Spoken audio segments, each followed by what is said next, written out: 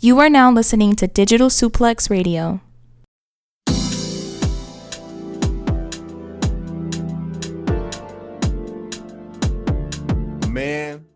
Man. Okay. Not even 24 hours removed from AEW All Out. What happened with MJF? The Media Scrum. The Media Scrum, man. We got to talk about it. So, Shane, you know what sickens me right now? You know what completely grinds my gears and pisses me off? What's that? Do you know that people think this is a work? There are people that think it's a work. People out here think it's a work. And you know what I mean? Like, for somebody to go off that hard on somebody and to hit those low blows, to be that pissed, the whole thing was a mess. But man, we gotta start somewhere. So Shane, what's your thoughts on it so far? Man, wrestling is back. Let's go. CM Punk just went. Yeah, he just flipped out, didn't he? No one asked him a question either. That needs to be made abundantly clear. No one asked him a question about Colt Cabbana. No one asked him anything about it. Mm-hmm. In fact, like the first interview where started talking, and CM Punk immediately cut him off and said, "I'll start," and then he just went off. Yeah, that was not a provoked question. Yeah. So CM Punk I don't know if that was something that was just bugging him or something. I don't know what this weird turn is in CM Punk's kind of professional career, where he's just kind of just been very whiny, very complaining. And I said it on the last episode, didn't I? Yeah. So I said on the last episode that it's something up going on with CM Punk to where it's like he's not that fan favorite. Oh, he's back. He's not that savior no more. It's just he's toxic. He came back and now he's toxic. But wasn't he probably always kind of toxic, you know? One would think. Yeah. That's the whole to kind of bring the kayfabe into it. That was the entire Eddie Kingston feud with CM Punk. Was Eddie Kingston being the guy who saw CM Punk on the indies, and CM Punk obviously had a different path than Eddie Kingston, and his whole thing was guys like CM Punk would just step on anyone that pissed them off, said the wrong thing, or just did something they didn't like. And that was that whole thing. And so CM Punk there he is. He's back, baby. This is everything that they, you know what? Hangman Page warned us in his promo, which is kind of the turning point, I feel like, for the real CM Punk we getting. The Eddie Kingston, you said it yourself. Eddie Kingston was one of those guys who was like, I warned y'all about this motherfucker right here. This dude has an agenda, and I'm starting to see it. And it's so fucking crazy. I just want to kind of break it down a little bit to what happened, so we can break down what he actually said. He did go off on a tirade about Colt Cabbana, which was unprovoked, kind of brought it up out of nowhere. It went with Scott Colton too. Scott Colton, yeah, using real names. Scott Colton, yeah. Yeah, and that kind of led into him and Colt's discrepancies in the past, but it was just a toxic, vicious verbal takedown, just calling out the fact that he shares a bank account with his mom and calling him less than a man. I was about to say too, I'm like, all right, that's a little uncalled for. What is that about? Yeah. Let's not, people might share bank accounts with their mom. Relax. Yeah, man. I wish I did. It might be more efficient that way, actually. But he just came off as just a ranting asshole. Yeah. And would it kill this motherfucker to not eat cake during the fucking thing, bro? He did plug that. He did plug that bakery. He did. Shout out small business. So shout out to them. Honestly, they got some free press there. They get to be, the treat that CM Punk was eating. In this now, it's been being talked about more than All Out at this point. Exactly, because the pay-per-view was kind of what it was. Honestly, pay-per-view was a pay-per-view, wasn't it? Mm-hmm. So I thought it was okay. Tony Khan is another person that we got to talk about up there on the stands. He just looked like somebody just took his whole fucking family hostage, bro. Did you see him when he was drinking his water? He put his mouth all the way over. Yeah, this part, and he was just guzzling it. You could see in his eyes, he was so nervous. Well, that's the one thing I can relate to Tony Khan about drinking water like that, because I used to do the same thing when I was 4. Mm-hmm. But Tony Khan is just this is the first time it showed that he was I don't have control of any of this fucking company. Mm-hmm. Because it's Who does that in front of their boss? Like, you're the top guy, CM Punk. This is a horrible look for the company. You want to talk about Hangman Page? Yeah, and like to go for the EVPs, like straight up like that. Yeah. Like if anyone else would have done that, like no. Oh, like, for sure. So like, yeah. But it's props like where props CM is Punk, due. He ain't special. It's props where props is due though, because I do like when people are upfront about who they who they want to talk about and who they're mad about. He did bring it up, even though he did use EVP instead of naming names. That was still a pretty cutthroat move by CM Punk. He called them like fucking idiots who couldn't manage a target. Like, and also what a disrespect to the retail workers out there. They probably couldn't manage a target because it's probably fucking really hard to do that. Exactly. Yeah. So target workers, you know what I'm saying, against CM Punk. Solidarity with the target workers. Don't let Phil, diminish your job. Shout out to Target. But yeah, he took out. Well, shit, we about to get to that. He called out, Young Bucks, Kenny Omega. He said he works with a bunch of fucking children. Mm-hmm. How does that make? I'm old and I'm tired and I work with a bunch of fucking children. What? And then everybody's saying, "Oh, he puts over talent. He puts over talent." He just talks shit. He just buried every fucking one of them. Captain Sean Dean, all those motherfuckers, bro, that went up against him. He works with a bunch of children. Apparently, of course, he's not talking about everybody because. He likes certain people. Like he likes Adam Cole. He likes Adam Cole. Adam Cole specifically. Yeah, he said he keeps on putting him up against a bunch of pricks. Yeah, he just went off. He was just what are you in a bad mood for? You're in your home. If CM Punk, if you win the world title in your hometown, you're in Chicago. What the fuck switched you to this mood where you're like, fuck everybody, this company sucks? Because that's what I got from it. Well, and like I do want to highlight something too. Is because CM Punk was probably wrong for a lot of stuff in there. He was also kind of correct in certain areas too. He did some things that were like, so like, when he kind of called out the way that like wrestling journalists, how they report shit and like how they gotta always know their little stuff and they always gotta take. And basically he was accusing the Young Bucks of planting fake stories into the wrestling media and the media eating it up and taking rumors and reporting them as fact. And he really went off on all that too. And then when they mentioned, because like I think he specifically took a lot of offense to being accused of being the reason Colt Cabbana wasn't there. Yeah, there you go. That it was somehow him. And like all that, and like that was kind of like creating this narrative around Punk.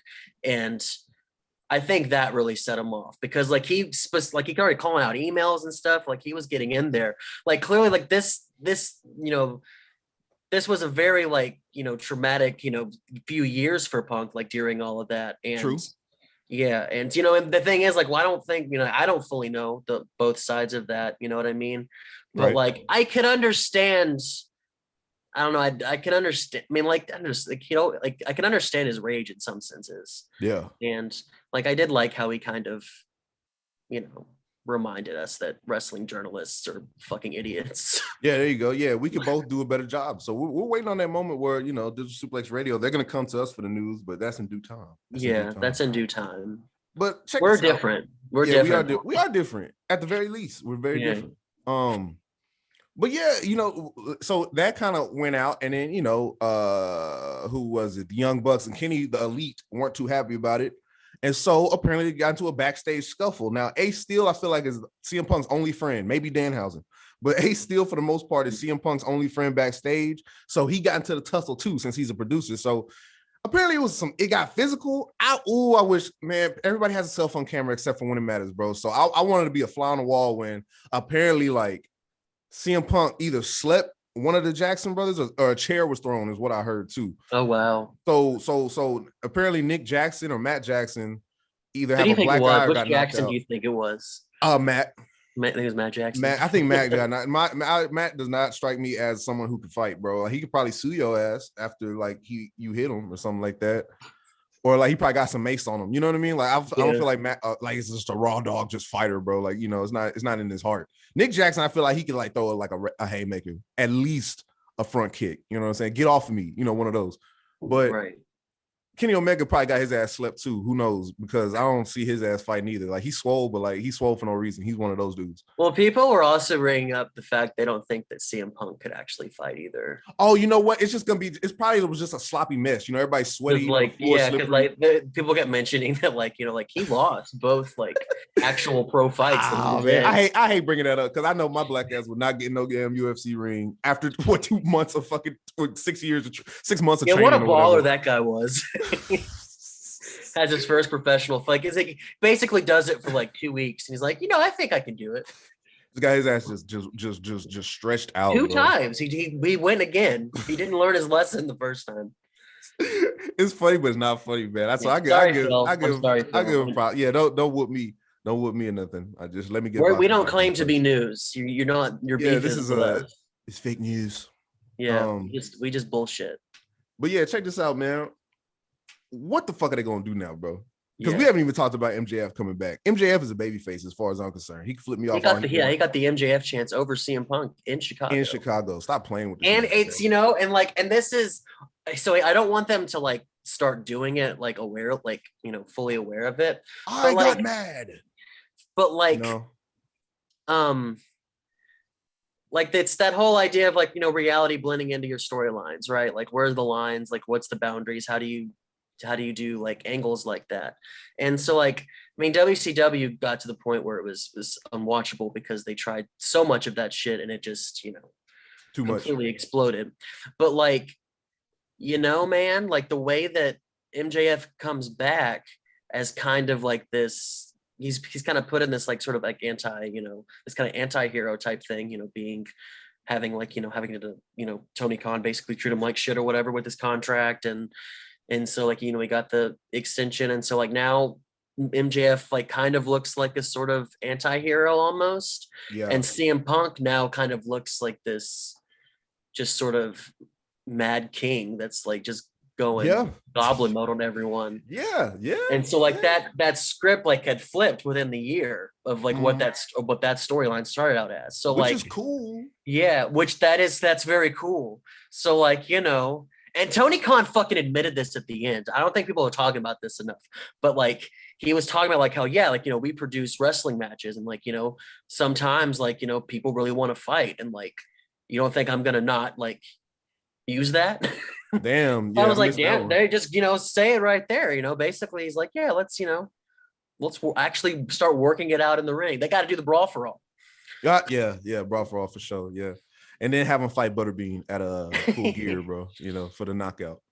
Yeah, so like it's one of those things where like, I mean, I'm like, cause like it just everything about it was so surreal to me. Wasn't it? Yeah. Yeah, because like you know, in the main feed that, you know, the mic, you know, pitch was like down. Mm-hmm. Everyone was kind of talking a little low. It sounded like they had like, you know, they had their DJ Screw voice, you know, like in there. Yeah. So like Tony Khan was like, I'm not gonna sit here and fucking take this shit. And like, you know, Tony Khan eyes. Yeah, you know, like, yeah. And you know, but like it was just because like it was everything that pro wrestling is. And it was happening like right fucking in front of you. You don't really get like industry hadn't really been like that in a while, where that kind of shit was just like very prominent like that. Like it's like whatever era that existed before where like everyone wanted to believe that AEW was where everyone's best friends and they always encourage each other and like, you know, talk to each other about their matches and build a family.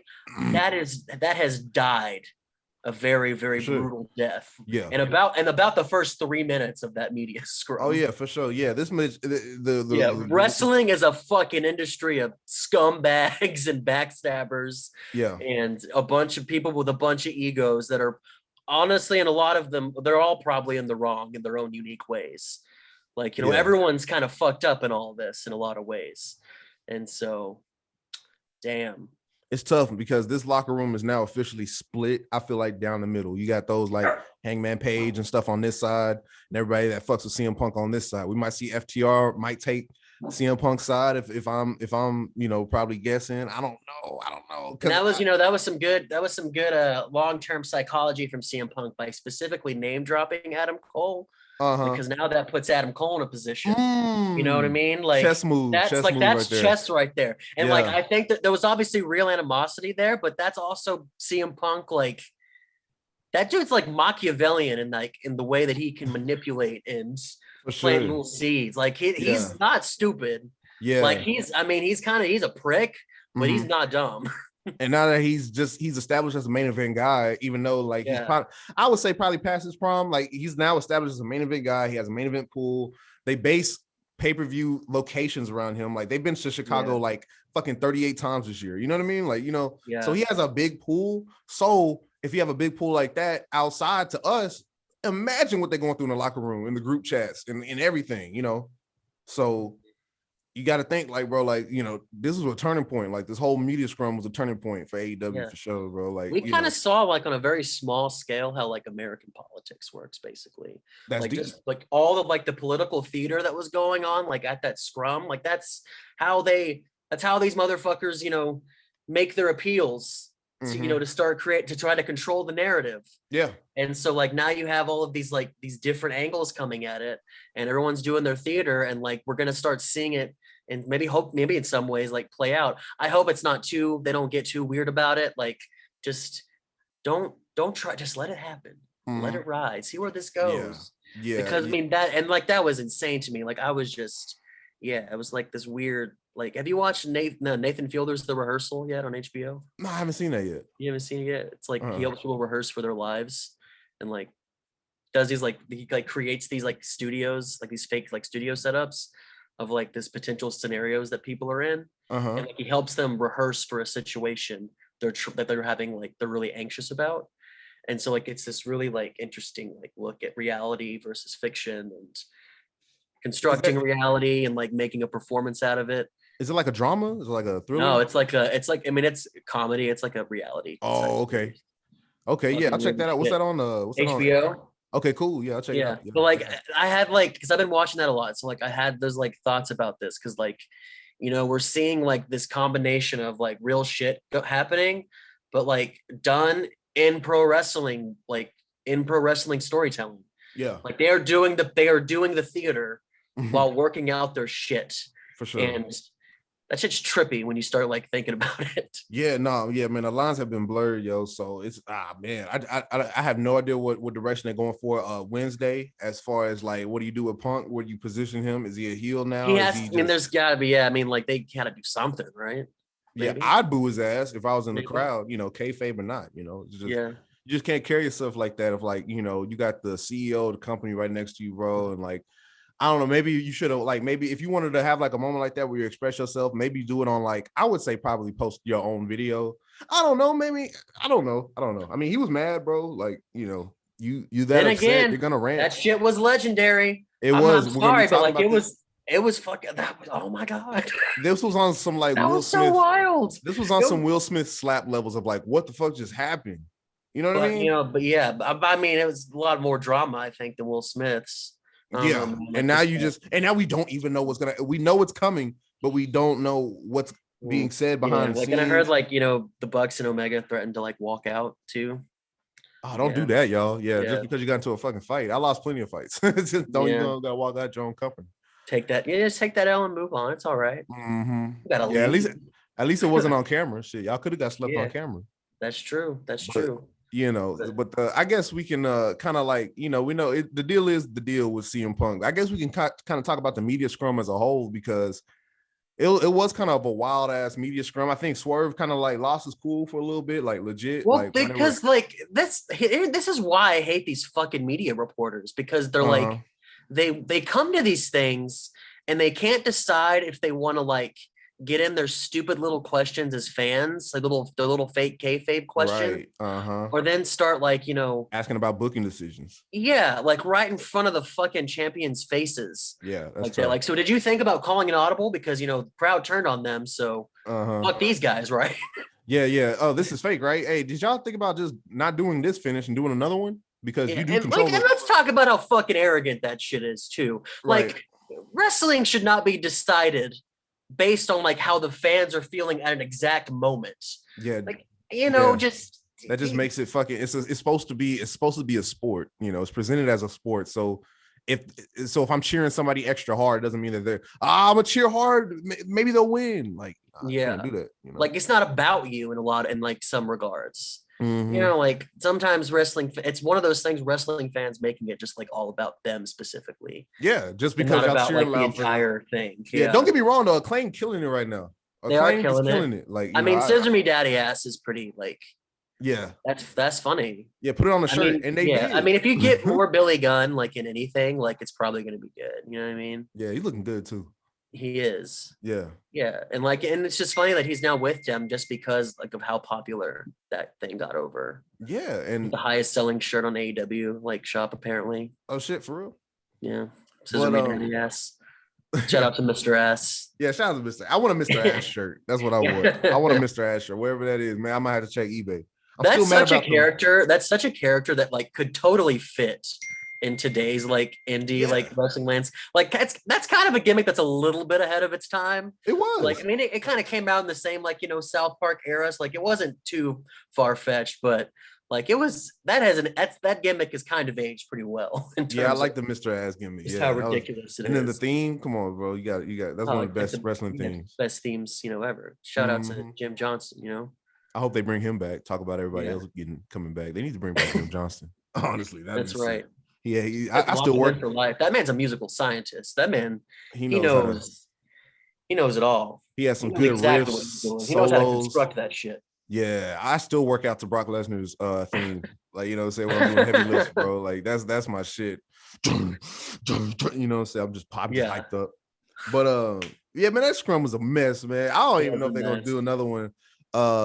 Tony Khan kind of going off saying he got anytime you start bragging about your money and you a damn billionaire or whatever, bro, it's just not a good look, bro. He compared himself to Jim Crockett. Yeah, bro. He said, what did he say? He's like, I got a taste of what Jim Crockett felt, but I've got a lot more fucking money than Jim Crockett. I'm not gonna sit back and fucking take this shit. What is going on? What is wrong with him? I think he left his Coke at the house because he looked like he was in need. Yeah, he was coping with that water bottle. Yeah, that water bottle and them champagne shots weren't doing it. You know what I mean? They weren't getting the job done. And he flipped and like he was going in on like the fact that he was the third wrestling show of the weekend.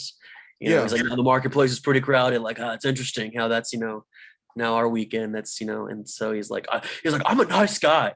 I try to like be really calm and like be friendly. I'm like, that's how you know. Like that, I was saying it. I said it. He wants everyone to be his goddamn friend. Yeah, like, he has snapped. And he has officially snapped. This is gonna tear him apart. This is a ruthless industry, and you are a boss. You are the fucking CEO. You're a billionaire CEO of a company. There are no friends for you anymore. Hell yeah. You're supposed to be a boss first. You try to, you know, like I was saying, bro, Halloween costume looking ass. You can't do that shit no more. And I feel like he just doesn't got nothing under control. You know, it kind of reminds me of when LeBron was playing on the Cavs, bro. Like, fuck Eric Spoelstra, bro. Like, you know, LeBron was calling the plays, bro. You know what I'm saying? CM Punk is LeBron James in this aspect, yo. Yeah. You know what I mean? So it's just one of those things. But that's the thing. Like, he was a real dick, but God, that was so fucking incredible to watch. They had a meltdown almost down there. I was like, because it was like, he performed it so well too. Like he was going off, but like he didn't lose his composure. He was ready. Like he was very aware and conscious and like collected in what he was saying. Very well spoken. He wasn't just like rambling incoherently. Like he was like going point by point. Like he was making it easy to follow, and like he was performing in a lot of ways too. So like so maybe that's why a lot of people confused about it being a work or not, because CM Punk is just very well spoken. I mean, I don't think it's like a work in that sense, but I think like he's also not stupid. You could definitely use. So it's like whether it's a work, whether it's a shoot. All I know is it was fucking pro wrestling. Oh yeah. Yeah. So we haven't really seen like, you know, wrestling drama like unfolds that publicly like that in a while. Yeah, and this is very interesting. This gives WWE bait if they were that kind of company to take shots, but they're not the kind of company to do that. Maybe under Triple H, I don't know, but like I don't know. Did something you see like that this interview that he did? That Bleacher Report interview or whoever it was. Okay, like they were talking about like the Wednesday Night War And he was like, were you, and the guy was like, were you ever, like consider it like a war? Like, what's that all about? He's like, I saw that. Yeah. No. Yeah. But what'd he say? He said, oh, they beat our developmental brand. Oh, good for them. Motherfucker, he was marketing NXT as the third brand that entire fucking run. They moved it to USA a week before Dynamite just to get ahead of that. And but see, now that he lost because he's so fucking insecure, he's like, oh, it was our developmental brand. Like that's not special. Like you were the one that was trying to sell us on the whole NXT thing. Like, and now because he did the speech, he did the raw speech, better things. He just shit on it too. Like, come on, dude. Like these fucking carnies, man. Like they're all these guys are not your friends. These guys are assholes. Oh yeah, for sure. These guys are scumbag wrestling promoters, and they're like. And Tony Khan has finally unleashed. Here we go. He's finally let it out. And I can't fucking wait because holy shit. I mean, I don't know. Like, what does the company do now? Like just as a company. Yeah. Like, what direction do y'all take it? That's what I was asking. I was like, what direction do y'all take it Wednesday? It all depends on what happens Wednesday. No BTE today, right? I don't think a BTE drop. Yeah, someone pointed that out. Yeah. No BTE today is supposed to drop today, like a vlog. They have footage captured, but like this is some serious shit. This is some serious shit that happened. I don't think this will work at all. Like, and like I think it'll still play into storylines, I think. Like they're not just gonna ignore it because that's the AWA and let's, people know. So like, try to find the balance between doing your show and understand that we all fucking know what's happening here. Oh, for sure. Yeah. So like, I don't think it's a work. I think that rage is real. I think that animosity is real. And I think CM Punk believes what he is saying about them. That's what I say. But like, I think too, like pro wrestling is just this insane like sport to where like that, that sort of real life shit, like now has a role in the creative decisions too, and like how the show is presented and how storylines are going forward, and like how you're gonna like take these real life situations and now actually define like who is the right and who is wrong and create like angles out of it. And that's a strange thing to think about. Yeah, it's hard to think about too. You're gonna step on some toes, but that's what it's all about. And that's the part of wrestling that's so interesting that makes us keep watching, bro. You know what I'm saying? It's like how you gonna tie in these real emotions to I've watched it like 3 times now. Just like I watched it a lot today. I just like kept going back trying to pick up stuff because that was like a legendary. That was legendary. Yeah. That's almost like that's all. I mean, I won't compare it that way. I'm going to be careful by saying this, but it felt like CM Punk's, Allen Iverson. We're talking about practice moment. Oh yeah, like, He just fucking like these fucking questions and like these questions. Like, what are y'all talking about? Practice. Yeah, and we don't know. We don't know how his mental is because that I know goddamn well. That's a wear and tear on you. These journalists putting out false information about you and your life and your personal issue because between him and Colt Cabbana was personal. You know what I mean? Like that's past wrestling. Like that's just they hate each other, like legit hate each other. So to have that keep on being brought up and like you ever like fucking hate some? I don't think I've ever hated anybody. You ever like really not like somebody? It takes a lot of energy. That takes a lot of energy to hate. Yeah. Someone. You ever like not like somebody a lot and you know the story between y'all, but then somebody else tells, oh yeah, they don't like each other because this and then this happened, but it's wrong. That shit pissed me off too. Yeah. Because it's the perception is reality type thing. Like, doesn't matter what's true at this point. It's what enough people think. Yeah. That's just how we're functioning now. We're functioning as if this is true now, regardless of what the fact is, because it's irrelevant now because we've already decided. So fuck you. And then that's kind of like, that's kind of how, it's kind of how we tend to operate. And that's, it's not what you know, it's what you can prove, right?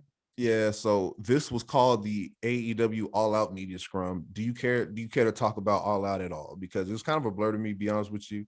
My favorite match of the night was Eddie Kingston and Tomohiro Ishii from 0 Hour. That was the 0 Hour. Yeah, that was my favorite match. Second favorite match.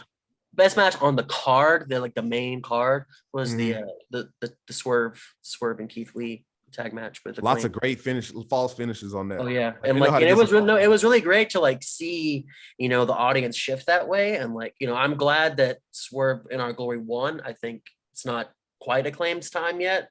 Like I think to do if they were gonna like do an audible like that, that would also just kind of cheapen the rise that the Acclaims can have, you know, like because they're like getting there, they're like right at that, they're like at that point. But like I think Swerve in Our Glory still has a story to tell as champs, and you know, and I think they really played into that really well though. Like they, you know, they're professionals, so like they know if the fans aren't feeling them, they can lean into it a little bit. You know, we got to see them be, you know, be the aggressors a little bit, you know, kind of be the ones keeping something from like the fans, you know, keeping that joy from them. And that was cool because they were able to kind of be dicks. Also, we need to mention about the media scrum. That entire time that CM Punk was doing that, the little kid AJ from the AJ's Awesome show that always shows up at these things, bless his heart. He was there. Yeah, bless his heart. Yeah, man, and he like he just wants to ask his like, you know, how did like your injury like affect this, or like a nice little fun kayfabe question. Yeah, and this motherfucker.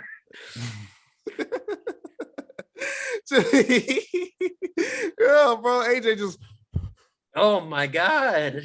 And then he still got his question about the boots. That was all cool, you know. Yeah. But it's just like, ooh, in front of the little kids, in front of little kiddies, you know what I mean? That's why you gotta maintain like an ounce of, you know, professionalism, or maybe not let the kids in. But nah, bro, that's good experience for the kid, bro. That's life-changing shit right there. That's a great resume. Because like you need to just, I feel like the AEW Media Scrum is already an interesting concept, right?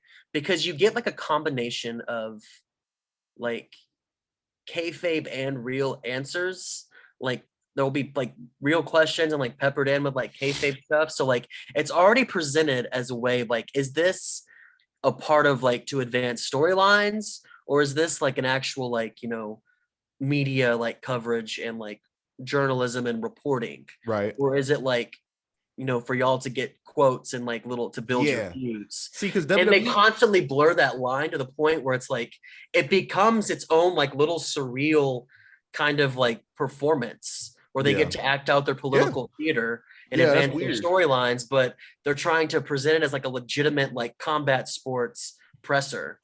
Yeah, and WWE actually did their own press conference recently with Roman. Triple H did a lot with like NXT a lot too. Like he always did that stuff. But they maintain a little bit more kayfabe, and it's a little bit more controlled in a way, or like the questions aren't really evasive like that. Like they're not going to ask like, about. And like a lot of those pressers, a lot of them are in-house too in WWE.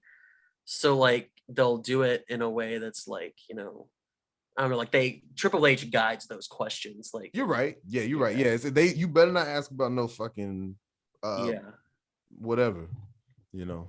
By the way, did you see that guy with that Chris Benoit shirt at Clash of the Castle? Better dad than Chris Benoit. I absolutely did. How they let his ass on camera? Why would you wear a shirt like that? Just people just oof. Fucked up, but I did think it was kind of funny. Yeah. That was a good little. I mean, it's probably true, you know. Yeah, his kids looked happy right there. He looked like he was having a great time. Yeah, got some good seats. I'm just saying, like, we can't be mad at facts. You know what I mean? Like, yeah, that's a good. Yeah, they got some good seats, man. Maybe he's right.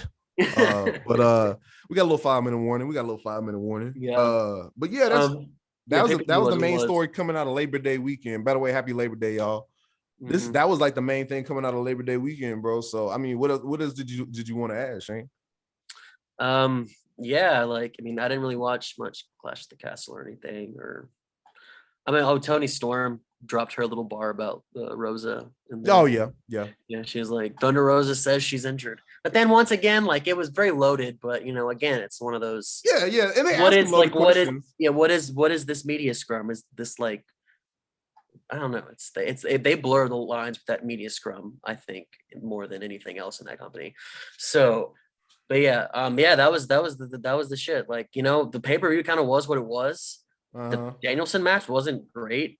Honestly, right? It's kind of boring. Like, I don't think. I think Chris is getting better. I think he kind of phoned that one in. I think because you know he's going up against Chris, who doesn't have that same fire. But I do give props to Chris because Chris Jericho did his thing a little bit. You know, he was a little slow and sluggish. He was a little bloated, not bloated. Fucking Gas. What was it called? Gas. He was gassed a little bit, but it's like, come on, let's get out of the storyline. Like Daniel Garcia join somebody, let's move it on. Because I'm Chris Jericho always got to just slide his way in. He was at the presser too. Like, shut your ass up. I'm like, at what point? Like, I mean, well, how many gimmick reinventions has he got left? God damn it! Like he just keeps adding something to it. Yeah, like what and else like and then like it just gets further and further and further, and like just becomes this weird like funhouse mirror version of reality where now he's gonna start just doing like Y2J and just mix it with the Painmaker and start. We're gonna start seeing a lot of universes and timelines. The Jericho verse is gonna start going into shambles. The Jericho verse, y'all. The Jericho verse with Wizard Jericho, the final boss. Pick one, dude. Like you're like full-time announcing and full-time wrestling. Like you're in storylines and a commentator. It's just a lot, man. I don't know. It's got like a real chaotic energy over there. It does, man. Right now. Bless their heart. Those first couple years, really that first year, I guess, like that AEW, that's gone. Like that didn't exist. That's been gone for a while, but like that, like I think that final bit of like this reality of this company is not the like cool progressive like little utopia for wrestlers that people really wanted to make it. These guys are assholes. Yeah, you're gonna start finding out some shit that like these guys are dicks. There's a lot of egos and there's a lot of people going into business for themselves. There's a lot of just people that don't want to communicate and like like that's life, and we get to watch it play out for our entertainment. Let it play out. Yeah, I love. It's like some like Vanderpump Rules, Real Housewife shit. Unbelievable. Like it starts getting to this like starts getting to this reality TV thing, but like especially with like the Being the Elite universe, and like it's all, and that's that was the big the big vision for the Young Bucks. And now look, sleeping in the fucking the smart thing, the storyline. Now look, they getting slept in the locker room. Oh my goodness, bro. Getting alienated from their own company. Got him. Yeah, because CM Punk can do no wrong from their own company. See these like political power plays happening here. Like I sure do. That's wild. Yeah, so we're gonna see what culminates Wednesday. We're gonna see what BTE is gonna have to offer. But this, ladies and gentlemen, we just witnessed history. And we just recapped it. So I'm glad the definitive account right here. You're gonna get a lot of you're gonna get people who have select information if you want to pay $5 a month. Or like you can listen to us. Yeah. You know what I mean? Like you ain't got nothing to lose. Man. Yeah. Except for your time. No, I'm just playing. But yeah, this is Suplex Radio, man. We just recapped history again. I might make that the tagline. I like that. I like how that sounds. Yeah. Digital Suplex Radio. We just recast history again.